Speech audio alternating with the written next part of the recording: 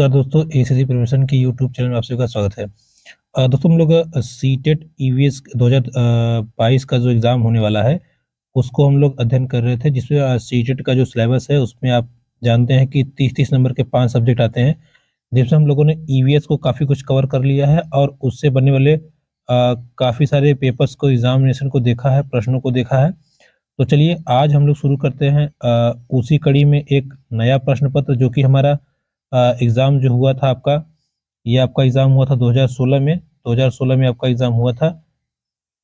मई 2016 में ये एग्ज़ाम आपका ऑर्गेनाइज़ किया गया था। इसमें ईवीएस के हम लोग 30 क्वेश्चन देखेंगे और उस क्वेश्चन को समझेंगे तथा बनाने का प्रयास करेंगे। तो चलिए शुरू करते हैं। देखिए, पहला क्वेश्चन आपसे क्या कह रहा है। पहला क्वेश्चन आपसे कह रहा है कि निम्न प्रश्नों को ध्यान से पढ़िए। लोगों का मनोरंजन करने के लिए नाचने वाले बंदर स्वतंत्र बंदरों से किस प्रकार भिन्न है। यानी कि जो बंदर नाचने वाले होते हैं, जो मदारी लेके आते हैं, वे स्वतंत्र बंदरों से किस प्रकार भिन्न है। इस प्रश्न के माध्यम से क्या आकलन किया जा रहा है। अर्थात बच्चों से कहा गया कि बच्चे ये बताओ, जो बंदर एकदम खुला हुआ है और जो बंधा हुआ है, नाच रहा है, उसमें क्या अंतर होगा ना। तो बच्चे क्या करेंगे, देखिए इसमें किसका आकलन किया जा रहा है। प्रयोगात्मक का नहीं, प्रयोग तो होगा नहीं, सहयोग का भी बिल्कुल नहीं, अवलोकन। ठीक है, यही हमारा राइट आंसर हो जाएगा। कैसे, देखिए जब बच्चे जाएंगे तो वो देखेंगे ना कि जो बंधा हुआ बंदर है उसकी क्या क्या कमियां हैं, वो उदास क्यों है या वो खुश क्यों है, या जो स्वतंत्र बंदर है वो अपनी मनमानी कर सकता है, कुछ भी कर सकता है। तो इस प्रकार से काफी तमाम चीजें बच्चे सीखेंगे। यानी कि अवलोकन, अवलोकन के पश्चात ऑब्जर्वेशन जब करेंगे तब बच्चे समझ पाएंगे कि दोनों बंदरों में किस प्रकार का अंतर है, या दोनों बंदर में से कौन ज्यादा खुश है, कौन कम खुश है। ठीक है, चलिए आगे बढ़ते हैं। देखिए, अगला प्रश्न हमारा है, एक शिक्षक प्रतिदिन बच्चे के सीखने की प्रगति का ब्यौरा रखता है और उसके जीवन में घटित महत्वपूर्ण घटनाओं का वर्णनात्मक अभिलेख भी प्रस्तुत करता है। उपयुक्त विवरण का उपयोग होता है। देखिए एक चीज आप जानते रहिए, जब भी विवरण की बात कही जाए या ब्यौरा रखने की बात कही जाए, तो वो पूरा ब्यौरा रखा जाता है पोर्टफोलियो के लिए। ठीक है, पोर्टफोलियो एक ऐसी फाइल होती है जिसमें आपने जितना भी कार्य किया है या बच्चे ने जितने भी कार्य किए हैं, जो प्रगति हुई है, जो उनके द्वारा उपलब्धि हासिल की गई है, उन सब का विवरण कहा जाता है पोर्टफोलियो में। ठीक है, तो इसका जो राइट आंसर हो जाएगा वो कौन सा हो जाएगा, आपका पोर्टफोलियो। ठीक, इसको आप ध्यान रखिएगा, portfolio is the right answer. चलिए आगे बढ़ते हैं। अगला प्रश्न क्या कह रहा है, ध्यान से इसको पढ़िएगा। लिख रहा है कि पक्षी और उसकी चोंच। ठीक है, टॉपिक आपका क्या है, देखिए टॉपिक है पक्षी और उसकी चोंच पर क्या हो रहा है। निम्नलिखित लिखा है पक्षी और उनकी चोंच। ठीक है, जो मतलब कि पक्षी कैसे होते हैं, उनकी चोंच कैसी होती है, इस पर चर्चा किया जा रहा है।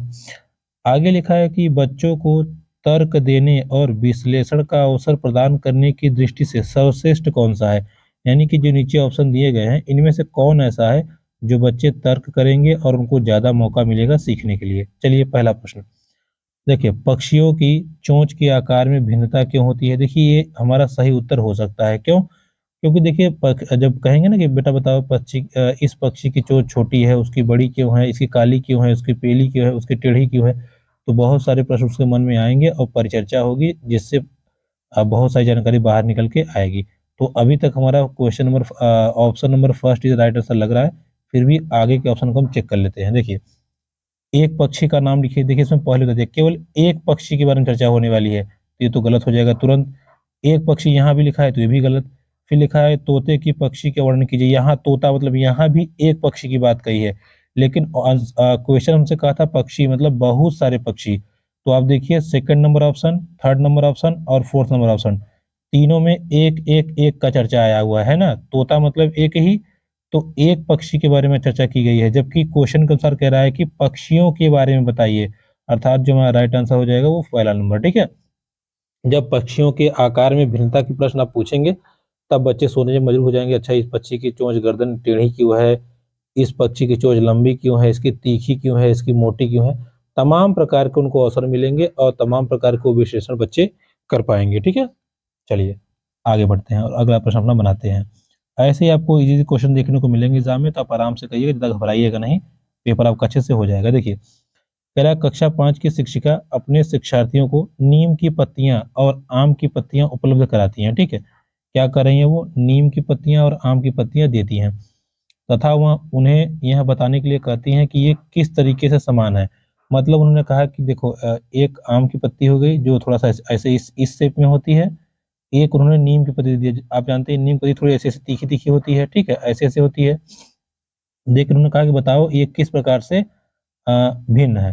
तो बच्चे क्या करेंगे, फिर वही कहानी आ गई, जाके इसको अच्छे से देखेंगे, समझेंगे कि ये लंबा है, ये इसकी यहाँ पे ये एकदम स्मूथ है, ये थोड़ा कर्व शेप में है, तीखा तीखा है, ठीक। और ये अगर उसको चबाएंगे तो ये तीखा आता है, ये नॉर्मल है, ये लंबी पत्ती होती है, छोटी पत्ती, अर्थात वो क्या कर रहे हैं, वो ऑब्जर्वेशन कर रहे हैं, ठीक है, क्या कर रहे हैं, ऑब्जर्वेशन, यानी कि अवलोकन कर रहे हैं। अवलोकन करके वो अच्छे से जवाब दे पाएंगे, या किस कौशल का इस्तेमाल करेंगे, अवलोकन का, ठीक है। तो ऑब्जर्वेशन इंपॉर्टेंट है।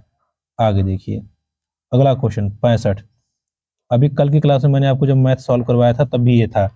देखिए, मीता हमेशा पर्यावरण अध्ययन की कक्षा में अपने शिक्षार्थियों से मुक्त अंत वाले, ठीक है, मुक्त अंत मतलब जिसको हम किसी भी प्रकार से सोच सकते हैं, कितना भी सोचे, कितना भी सोचे, ठीक है। तो यानी कि हमारा आंसर क्या होने वाला है, अपसारी, ठीक है, अपसारी। अपसारी चिंतन होता है, जैसे कि जब भी आपको खुला प्रश्न मिल जाए, खुला उत्तर देने को मिल जाए, तो वो होता है अपसारी चिंतन। लेकिन यहाँ ऑप्शन देख लेते हैं, अभिसारी लिखा है, सुनने लिखा है, सृजनात्मक लिखा है, बोलने संबंधी। तो यहाँ अपसारी चिंतन तो कहीं है ही नहीं है, तब हमारा कौन सा उत्तर होगा, तो हमारा हो जाएगा सृजनात्मक। क्योंकि अपसारी अपसारी चिंतन का दूसरा नाम है सृजनात्मक चिंतन। यानी कि इससे क्या होगा, जब मुक्त वाले पूछेंगे तो बच्चा नए नए सृजन के नए नए सृजन संबंधित चीजों को सोचेगा, यानी कि अलग अलग दिशाओं में सोचेगा, अच्छा हम ये कर सकते हैं, हम ये कर सकते हैं, हम ये कर सकते हैं, हम ये, यानी कि या तो कहिए अपसारी चिंतन या तो सृजनात्मक चिंतन का उद्भव होगा, ठीक है। तो राइट आंसर क्या हो जाएगा, सृजनात्मक चिंतन। अगला देखिए क्वेश्चन नंबर 66 क्या बोल रहा है, पर्यावरण अध्ययन का जो वर्तमान पाठ्यक्रम है कुछ सामान्य विषयों को आधार पर बुना गया है, निम्नलिखित में से उसमें कौन सा शामिल नहीं है। तो अगर आपने पर्यावरण देखा होगा या मेरी पहली वीडियो देखी होगी तो मैंने आपको बताया था, पहला टॉपिक क्या है आपका, फैमिली एंड फ्रेंड्स है, फैमिली एंड फ्रेंड्स। दूसरा टॉपिक है आपका वाटर, फिर आपका है फूड, फूड के बाद आपका ट्रैवलिंग है, ठीक है, यानी कि यात्रा, यात्रा के बाद आपका आवास है, आवास के बाद चीजें जो हम करते हैं। तो कह रहा है इनमें से कौन सा नहीं है, देखिए पानी है हमारा, भोजन भी है, आवास भी है, ये जो वायु है, ये टॉपिक हमारा मुख्य विषय में सम्मिलित नहीं है, और यही हमारा राइट आंसर हो जाएगा। आप फिर से सुन लीजिए, परिवार और दोस्त, आवास, भोजन पानी, यात्रा, चीजें जो हम करते हैं, यही 6 विषय हमारे मुख्य विषय में सम्मिलित किए गए हैं, इसके अतिरिक्त कोई नहीं है। तो इसमें जो राइट आंसर क्या हो जाएगा, वायु। वायु जो है वो मुख्य विषय में नहीं आता, ठीक है। चलिए आगे बढ़ते हैं और अगले प्रश्न को अपने हम बनाते हैं। चलिए बढ़ते हैं आगे, देखिए अगला प्रश्न क्या कह रहा है। हाँ ये देखिए थोड़ा सा इंपॉर्टेंट प्रश्न है, इसको ध्यान से पढ़िएगा, ये बहुत इंपॉर्टेंट है और एग्जाम में पूछता है बहुत तगड़ा। देखिए कह रहा है कि निम्नलिखित में से कौन सा कथन पर्यावरण अध्ययन पर राष्ट्रीय पाठ्यचर्या की रूपरेखा एनसीएफ के अनुरूप है। पहला ऑप्शन, पर्यावरण अध्ययन को 1 से 5 में, नहीं गलत। पहली चीज आप जान लीजिए कि एनसीएफ ने क्या कहा है, देखिए एनसीएफ ने कहा है कि पर्यावरण अध्ययन को 2 भागों में बांटिए। किस किस भागों में, दो, एक पहला भाग जो होगा और दूसरा भाग। पहला भाग कक्षा 1 और 2 के बच्चों को भाषा और गणित के रूप में ही ईवीएस को पढ़ाइए, मतलब एक साथ पढ़ाइए। और इधर जो दूसरा जो पार्ट है वो 3 से 5 तक के लिए है, जिसमें साइंस और सोशल साइंस को मिला के पढ़ाने की बात कही गई है। तो चलिए वो ऑप्शन ढूंढते हैं जिसमें लिखा होगा कक्षा 1 और 2 को एक साथ पढ़ाइए, और 3 से 5 तक विज्ञान और सामाजिक विज्ञान के रूप में। देखिए दूसरा नंबर ऑप्शन लिखा है पर्यावरण अध्ययन को कक्षा 1 और 2 में पर्यावरण अध्ययन विज्ञान, गलत हो गया क्योंकि इसमें विज्ञान चलाना ही नहीं है। तीसरा ऑप्शन पर्यावरण अध्ययन को 1 से 5 तक एक समग्र अध्ययन, गलत, 1 से 5 तक तो पढ़ाना नहीं है। तो हमारा राइट आंसर क्या हो जाएगा, ऑप्शन नंबर 4, पर्यावरण अध्ययन को 1 और 2 में एक समग्र अध्ययन क्षेत्र के रूप में, लेकिन 3 से 5 तक पर्यावरण अध्ययन विज्ञान और सामाजिक विज्ञान के रूप में पढ़ाया जाए, ठीक है। यानी कि कक्षा 1 और 2 में जब आप पढ़ाएं पर्यावरण को, तो कक्षा 1 और 2 में समग्र विषय के रूप में, तथा 3 से 5 तक विज्ञान और सामाजिक विज्ञान के रूप में। तो राइट आंसर क्या हो जाएगा, option number 4 is right answer, इसको आप नोट करेंगे, ठीक है। चलिए आगे बढ़ते हैं और अगला प्रश्न हम लोग बनाते हैं। इसका राइट आंसर हो जाएगा ऑप्शन नंबर 4। देखिए अगला प्रश्न क्या कह रहा है, इसको समझ लेते हैं, इसको बनाने का प्रयास करते हैं। देखिए क्या कह रहा है अगला प्रश्न?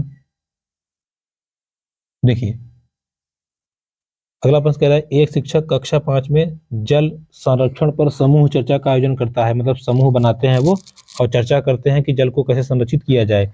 इस समूह चर्चा के आयोजित करने का क्या उद्देश्य हो सकता है, यानी कि कौन कौन सा उद्देश्य इसमें होगा, उसी पे हमें टिक करना है। ठीक है, क्या उसी ऑप्शन को हमें चुनना है। देखिए पहला, सभी शिक्षार्थियों को बोलने का अवसर दिया जाए। बिल्कुल, देखिए जब भी आप कोई चर्चा कराइए, चाहे आप शिक्षक हो या मॉडरेटर हो, तो जब भी आप चर्चा कराइए तो ऐसा अवसर दीजिए कि सभी बच्चों को समान अवसर मिले बोलने के लिए। तो पहला तो बिल्कुल सही है। चलिए दूसरे की बात कर लेते हैं, दूसरा सही है कि नहीं सही है। देखिए दूसरा क्या कह रहा है, दूसरा कह रहा है हमारा, एक मिनट, एक कलर बार बार चेंज करना पड़ रहा है थोड़ा सा। देखिए देखिए तो पहला बिल्कुल सही है। दूसरा कह रहा है बहुपरिप्रेक्ष्य का विकास करना। तीसरा कह रहा है प्रभावशाली तरीके से कक्षा प्रबंधन। बिल्कुल नहीं, कक्षा प्रबंधन आपको जांचना नहीं है। शिक्षार्थियों को जांचना, ये भी नहीं है। तो ए और बी इसका सही उत्तर हो जाएगा, यानी कि option number 4 is the right answer. ठीक है, जब भी आप चर्चा कराइए तो ऐसा ध्यान दीजिए कि सभी शिक्षार्थियों को बोलने का बराबर अवसर मिले, साथ ही साथ बहुपरिप्रेक्ष्य का विकास, यानी कि उनके सभी क्षेत्रों का विकास हो। ठीक, चलिए अगला प्रश्न। अवलोकन तथा अभिलेखन आकलन के संकेतक हैं। निम्नलिखित में से कौन सा तरीका इन्हें आकलित करने के लिए सबसे कम उपयुक्त है। ठीक है, यानी कि निगेटिविटी की बात कर रहा है, सबसे कम उपयुक्त कौन है उसको आप ढूंढिए। पहला देखिए, समुदाय का सर्वेक्षण एवं सर्वेक्षण आयोजित करना, बिल्कुल सही है। कागज पेंसिल परीक्षण, ये देखिए गलत है। ठीक है, कागज पेंसिल मतलब आप एग्जाम ले लीजिए और उसी के अनुसार कर दीजिए, तो ये आकलन का बिल्कुल ही गलत तरीका है। और वही हमसे पूछा था कि सबसे कम उपयुक्त कौन है, तो इसका राइट आंसर क्या हो जाएगा, सेकंड नंबर। थर्ड देखिए बिल्कुल सही है, गतिविधियां होनी चाहिए। और फोर्थ भी सही है, समीप के पार्क में भ्रमण करा दीजिए, ये तो सबसे अच्छा है। ठीक है, तो जो इसका राइट आंसर होगा वो सेकंड नंबर ऑप्शन, कि कागज पेंसिल परीक्षण जो है वो सबसे कम उपयुक्त होगा। अगला देखिए, कक्षा 5 की शिक्षिका तथा उसके शिक्षार्थियों ने अपनी अपनी क्यारी में एक राजमा का पौधा उगाया। अच्छा, पौधा उगा दिए हैं।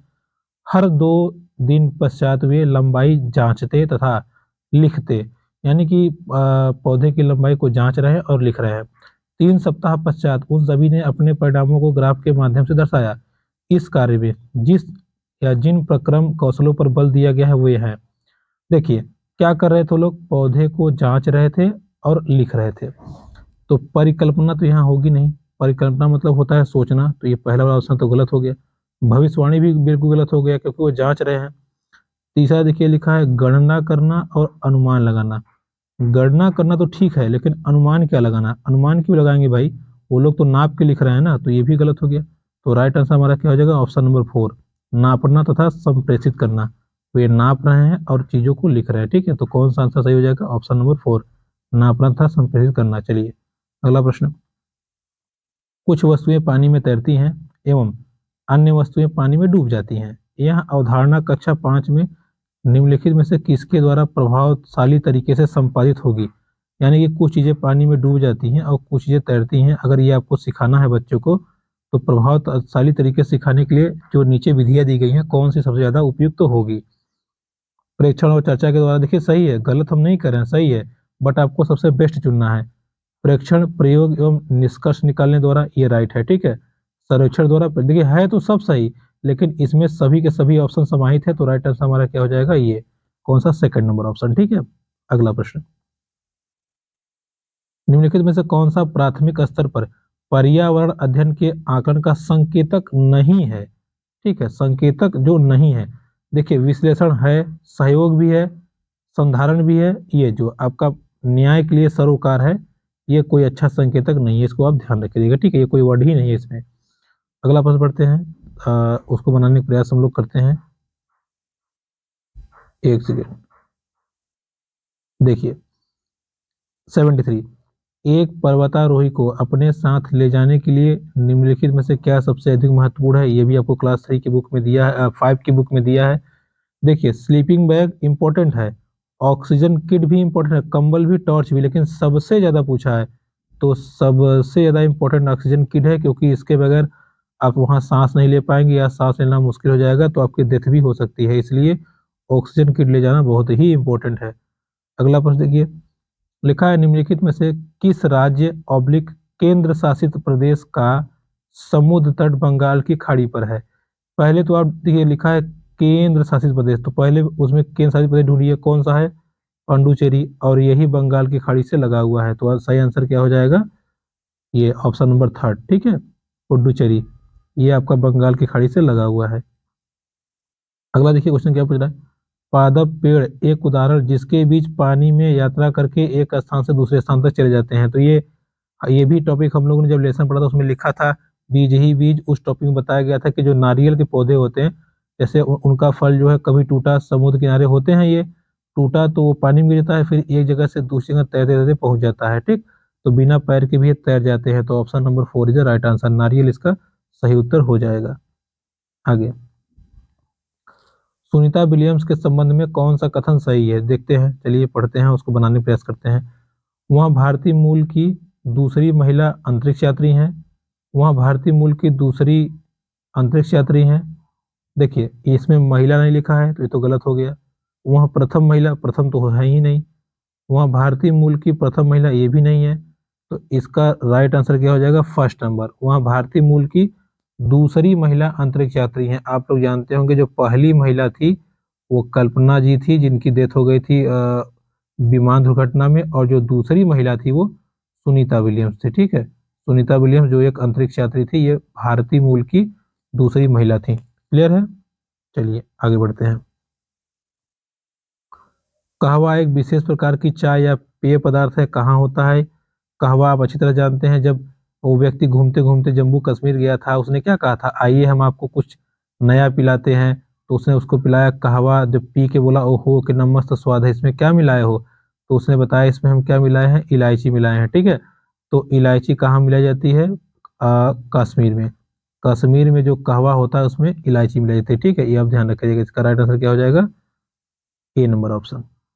चलिए अब इसको ध्यान से पढ़िएगा, प्रश्न को लिखा है किसी क्षेत्र के गांव के लोग घर अपने घर मोटी दीवारों से बनाते हैं और इन दीवारों पर मिट्टी के लीपते पोतते भी हैं। इन दीवारों की छतों को कटीली झाड़ियों से बनाते हैं।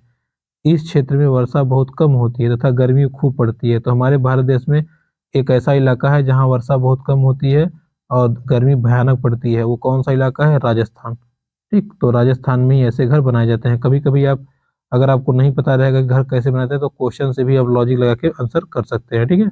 चलिए अगला प्रश्न बनाते हैं। अगला लिखा है शकरकंदी जड़ है क्योंकि, शकरकंदी जो है वो जड़ है, क्यों, क्यों जड़ है। देखिए यह भूरे रंग की होती है। भाई जरूरी है क्या कि जो भूरा है वो जड़ है, भूरे रंग का तो तना भी हो सकता है, ये तो सही होगा नहीं। यह जमीन के नीचे उगती है, चलिए ये सही हो सकता है। आ, इसमें रेशे की भांति ऊंचा ढांचा, ठीक है। देखिए इसमें रेशे की भांति ढांचा है जो जल तथा खनिज लोड को सोख लेता है, ये भी सही है। तो ऑप्शन नंबर बी और सी सही हो गया था है। डी यह भोजन भंडारण करता है, नहीं। तो ऑप्शन नंबर बी और सी इज द राइट आंसर, यानी कि आपका जो पहला नंबर ऑप्शन है वही आपका करेक्ट आंसर हो जाएगा, ठीक है। जो जड़ होता है वो जमीन के नीचे होता है पहला, और दूसरा ये कि खनिज लौड़ को ये सोख सकता है। शकरकंदी की बात की जा रही है, ठीक है। आगे, आगे लिख रहा है कि प्रत्येक मधुमक्खी के छत्ते में एक रानी मधुमक्खी, कुछ नर मधुमक्खियां तथा बहुत सी श्रमिक मधुमक्खियां होती है। निम्नलिखित में से कौन से कथन सत्य हैं। चलिए मधुमक्खियों के बारे में जानकारी पूछ रहा है हमसे, हम बनाते हैं इस प्रश्न को। क्या बोल रहा है, श्रमिक मधुमक्खियां फूलों से रस खोज के चारों ओर उड़ती हैं, बिल्कुल सही है। नर मधुमक्खियों के पास कोई कार्य नहीं होता, सही बात है, ये भी सही है, इन लोग को कोई काम नहीं होता। रानी मधुमक्खी अंडे देती है, बिल्कुल सही। श्रमिक मधुमक्खियां केवल मादा ही होती हैं, बिल्कुल सही है, ठीक है। महिला ही होती हैं और वो काम करती हैं, पुरुष केवल निठल्ले बैठे रहते हैं। तो इसका जो राइट आंसर हो जाएगा वो second number, first second third and fourth चारों के चारों सही है, ठीक है। चलिए अगला प्रश्न देखिए, लिखा है, किस राज्य में कसावा या टाइपियोका खाया जाता है। ये भी मैंने आपको बताया था कि लड़का क्या बोल रहा था, लड़का बताया था ना हमारे राज्य में दो प्रकार के फल होते हैं, एक पेड़ के ऊपर एक नीचे। तो पेड़ के ऊपर क्या होता था, नारियल, और जमीन के नीचे क्या होता था, टाइपियोका। किस कहाँ की बात करी जा रही है, केरल के, ठीक है। तो केरल में टाइपियोका मजे से खाया जाता है। अगला प्रश्न, निम्नलिखित में से कौन अपनी मादा या साथी, ओहो, तुझे तेरी खुशबू से पहचान लूंगा। आपको याद होगा ये कौन सा है, यह है रेशम का कीड़ा। ठीक है, बड़ा ही आशिक मिजाज का होता है और अपनी फीमेल को दूर से ही सूंघ के पहचान लेता है। ठीक है, चलिए आगे देखिए। आगे लिखा है राशिद अपना चश्मा निकालकर 2-3 बार उस पर फूंक मारता है, इससे चश्मे के कांच धुंधले हो जाते हैं, इसका क्या कारण हो सकता है। देखिए, होता क्या है कि जो हमारे मुंह की हवा होती है गर्म होती है, जब उसको हम शीशे पे फूकेंगे, ऐसे ऐसे फूकेंगे, तो वहां जाकर के एक लेयर बना लेगी, जिससे चश्मा क्या हो जाएगा, धुंधला हो जाएगा। ठीक, तो देखिए अब हम ऑप्शन पढ़ लेते हैं। पहला नंबर, उसके मुंह से निकला पानी उसके चश्मे के कांच पर एक परत बनाता नहीं। पानी तो नहीं निकलता, उसके मुंह से थूक थोड़ी रहा है। उसके मुंह से निकली गर्म हवा वाष्पित होकर चश्मे पर कांच की एक पतली परत बना लेती है, ये बिल्कुल सही है। ठीक है, वाष्पित होकर एक कांच की एक परत बना लेती है पतली, जिसे धुंधला दिखाई पड़ने लगता है। ये आपका राइट आंसर हो जाएगा सेकंड नंबर। गुजरात के समीपवर्ती राज्य हैं, इसको देख लेते। देखिए ये जो गुजरात हमारा है इस शेप में है। अगर आप यहाँ देखेंगे तो इसके ऊपर राजस्थान है, इसके नीचे आपका महाराष्ट्र है और यहाँ बीच में क्या है, एमपी है, यानी कि मध्य प्रदेश। राजस्थान, मध्य प्रदेश और महाराष्ट्र, ये तीन जो है समीपवर्ती राष्ट्र है, यानी कि ऑप्शन नंबर 4 इसका राइट आंसर हो जाएगा। ठीक है, अगला प्रश्न। मधुबनी चित्रकला शैली तो आप अच्छी तरह जानते हैं, कहाँ की है, बिहार की है। इसमें पिसे हुए चावल, हल्दी और फूलों के रंगों से चित्रकारी की जाती है। बहुत ही फेमस चित्रकारी है यहाँ की, कहाँ की, बिहार की। ठीक है, तो मधुबनी चित्रकलाकारी कहाँ की है, बिहार की है। अगला प्रश्न आपसे पूछ रहा है कि निम्नलिखित में से कौन सा कथन सही है। मलेरिया तब होता है जब मादा मच्छर किसी मलेरिया के रोगी को काटने के पश्चात अन्य व्यक्ति को काटती है। ऐसा नहीं है भाई, मलेरिया तो मादा कारण होता ही है, लेकिन इसमें क्या लिख रहा है कि जब किसी को काटा रहेगा और जिसको मलेरिया हुआ रहेगा तब होगा, नहीं, ये ऑप्शन गलत है। रात में मच्छरों द्वारा, कौन से मच्छर, नहीं लिखा है, गलत है। मलेरिया मच्छर द्वारा काटने से होता है, बिल्कुल होता है, लेकिन इसमें ये भी हमारा राइट आंसर नहीं है। क्यों? क्योंकि मलेरिया मादा मच्छर के काटने से होता है। ठीक है, तो राइट आंसर क्या हो जाएगा, option number 4 is the right answer. अगला प्रश्न। रीना दिल्ली में रहती है, वह ग्वालियर अपने मामी के पास घूमने जाना चाहती है, वह किस दिशा में जाना चाहिए। देखिए ग्वालियर आपका कहाँ है, एमपी में है। दिल्ली ऊपर है, एमपी नीचे है। अगर वो नीचे की तरफ आएगी यानी कि साउथ, दक्षिण दिशा में वो आएगी। ठीक है, तो राइट आंसर क्या हो जाएगा, साउथ। चलिए अगला प्रश्न। निम्नलिखित में से कौन सा पर्यावरण अध्ययन का सबसे कम महत्वपूर्ण उद्देश्य है, यानी कि सबसे कम वाला महत्वपूर्ण का कौन है, उसको देखते हैं। देखिए, पर्यावरण संबंधी मुद्दों के बारे में जागरूकता का विकास करना, समाज सांस्कृतिक परिवेश के बारे में जिज्ञासा पैदा करना, प्रत्यास्मरण और याद करना। देखिए आ गया ना, जहां निगेटिव आया वही हमारा राइट आंसर हो जाएगा। ठीक है, याद कराना पर्यावरण का कतई उद्देश्य नहीं है, इसको आप ध्यान रखिएगा। चलिए अगला। पर्यावरण अध्ययन की पुस्तकों में से किससे कहानियों का एक साधन के रूप में उपयोग किया जाता है। क्योंकि देखिए जो पर्यावरण पुस्तकें होती हैं उनको हम कहानियों के रूप में यूज कर सकते हैं। क्यों? क्योंकि यह बच्चे को संवेदनशील बनाता है, इनके द्वारा बच्चे पात्रों के साथ साथ अपने आप को जोड़ सकते हैं, बिल्कुल है, कहानी मतलब जोड़ सकते हैं। पर्यावरण अध्ययन सीखने में किसी अन्य तरीके की अपेक्षा यहाँ सबसे आसान तरीका है। ठीक है, देखिए यहाँ अपेक्षा मतलब तुलना कर दी गई है, जिससे ये थोड़ा सा ऑप्शन हमारा गड़बड़ हो जाएगा। ठीक है, ऐसा नहीं है, इससे भी आसान तरीके हैं, तो ये भी गलत है। यहाँ वे लिंग, संस्कृति और पूर्वाग्रहों से मुक्त होते हैं, नहीं, ये भी नहीं है। तो राइट आंसर क्या हो जाएगा, ऑप्शन नंबर ए और बी, यानी कि third number is the right answer. ठीक है, बच्चों को संवेदनशील बनाता है तथा साथ ही साथ इनके द्वारा बच्चे पात्रों के साथ अपने आप को जोड़ सकते हैं। ठीक, चलिए अंतिम प्रश्न पढ़ लेते हैं, इसको समझ लेते हैं। आकलन की प्रक्रियाओं के बारे में निम्नलिखित में से कौन सा कथन सबसे कम उपयुक्त है। ठीक है, तो कम उपयुक्त मतलब वही रटने वाला ढूंढिए, रटने वाला या निगेटिव वाला। आकलन के आधार पर, आकलन के आधार को समझने में स्व आकलन बच्चों की मदद करता है, बिल्कुल मदद करता है, ये तो सही है हमारा। अगला प्रश्न पढ़ लेते हैं, उसको समझते हैं। अगला मतलब ऑप्शन, बच्चों का आकलन व्यक्तिगत रूप से अथवा सामूहिक रूप से किया जा सकता है, बिल्कुल किया जा सकता है, चाहे एक एक का करिए चाहे साथ में करिए। आकलन बच्चों की तुलना कर, ना ना ना ना, गलत। रैंक और तुलना देने के लिए हो ही नहीं सकता, तो इसका राइट आंसर क्या हो जाएगा, थर्ड नंबर। तो दोस्तों ये था हमारा मई 2016 ईवीएस का पेपर सोल्यूशन। अब तक हम लोगों ने 7 पेपर सॉल्व कर लिया है। देखिए 7 में 2 पेपर 2014 के, 2 2016 के, सॉरी 15 के और 3 2016 के, यानी कुल मिला के हम लोगों ने 7 ईवीएस पर सॉल्व कर लिए हैं। ठीक है, तो अब तक आपसे क्वेश्चन बन रहे होंगे, अगर नहीं बन रहे तो सारी क्लास को देख लीजिएगा, वीडियो को, और प्लस जो पेपर सोल्यूशन हुआ है उसको भी अच्छे से देखिएगा ताकि आपको अच्छे समझ में आ जाए। तो मिलते हैं आपसे नेक्स्ट वीडियो में, तब तक के लिए नमस्कार एंड धन्यवाद।